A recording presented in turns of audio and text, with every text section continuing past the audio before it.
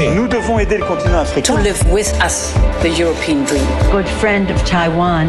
Europe 1, bonjour. Europe 1, il est 6h54. La revue de presse internationale, nous partons d'abord en Algérie. Bonjour Nour Chahine. Bonjour. Vous êtes à Alger pour Europe 1. De quoi parle la presse algérienne ce matin ? Eh bien, d'une baisse annoncée des prix des produits de large consommation. C'est un engagement du ministre du Commerce, nous dit l'expression, qui indique en une, Zitouni promet des réductions de prix des produits de base de 10 à 25% durant le Ramadan.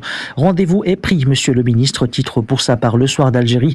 Le quotidien explique que malgré un contexte inflationniste avec un indice des prix en hausse de plus de 8%, le ministre du Commerce affirme avoir convaincu les producteurs algériens de revoir leurs prix à la baisse durant le mois sacré. Taïeb Zitouni ne propose pas moins qu'une déflation, s'interroge Algérie Echo, sachant qu'à chaque Ramadan, la surconsommation engendre une hausse généralisée des prix, précise le site d'information. Nous partons maintenant aux États-Unis, retrouver la correspondante d'Europe 1, Aviva Fried. Qu'est-ce qui fait les gros titres des journaux américains ? Alors ici, on parle beaucoup des ados dans les centres commerciaux. Fox News cite l'exemple d'un centre commercial du New Jersey qui exige que tous les mineurs soient accompagnés d'un adulte d'au moins 25 ans.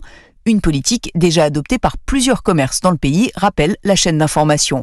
Comme en Californie, explique ABC7, où un centre commercial demande aux mineurs non accompagnés de quitter les lieux après 15h les vendredis et samedis pour, selon la chaîne locale, éviter le chaos. Katie LA5 rappelle qu'en décembre dernier, une bagarre générale avait éclaté dans ce centre quand un millier de jeunes avaient déferlé et pillé les lieux.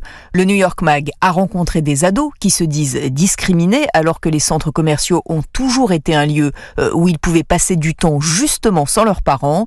Le magazine pointe également que les commerces n'ont pas le droit d'exiger des pièces d'identité et qu'il est donc toujours possible de mentir sur son âge. Nous sommes enfin au Japon ce matin avec vous, Bernard Delattre. Vous êtes à Tokyo pour Europe 1. La chute d'un sportif de poids ce matin dans les journaux japonais. Hakuo. Avec ses 155 kilos, il fut le champion de sumo le plus titré de tous les temps, écrit le journal Yomiuri.